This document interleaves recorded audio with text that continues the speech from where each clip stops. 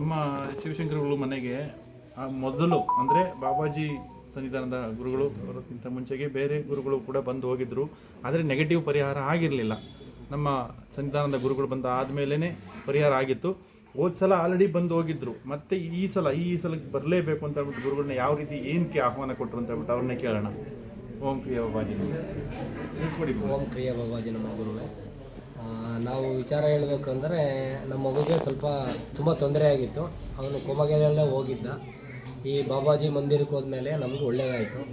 ಗುರುಗಳ ಕಡೆಯಿಂದ ಕರೆದು ನಮ್ಮನೇಲಿ ಶಾಂತಿ ಹೋಮ ಎಲ್ಲ ಮಾಡಿಸ್ತಾವೆ.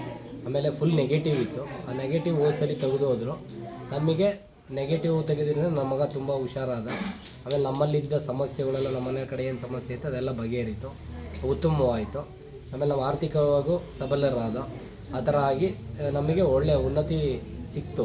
ಅದಕ್ಕೋಸ್ಕರ ನಾವು ಈ ವರ್ಷವೂ ಗುರುಗಳೇ ನೀವು ಬಂದು ನಮ್ಮ ಮನೆಯಲ್ಲಿ ಪೂಜೆ ಶಾಂತಿ ಮಾಡಿ ನೆಗೆಟಿವ್ ಎಲ್ಲ ಏನಾದರೂ ಪ್ರಾಬ್ಲಮ್ ಉಳಿದ್ರೆ ಅದನ್ನು ತೆಗೆದೋಗಿ ಗುರುಗಳೇ ನಮಗೆ ಒಳ್ಳೆಯದಾಗುತ್ತೆ, ನೀವು ಬರೋದ್ರಿಂದ ನಮಗೆ ತುಂಬ ಒಳ್ಳೆಯದಾಗಿದೆ ಅಂತ ಕೇಳ್ಬಿಟ್ಟು 2ನೇ ಬಾರಿನೂ ಕರೆಸಿದ್ದೀನಿ. ಗುರುಗಳು ಬಂದು ಪೂಜೆ ಸತ್ಯನಾರಾಯಣನ ಪೂಜೆ ಮಾಡಿ ನವಗ್ರಹ ಪೂಜೆ ಮಾಡಿ ನಮ್ಗೆ ಆಶೀರ್ವಾದ ಮಾಡಿದ್ದಾರೆ.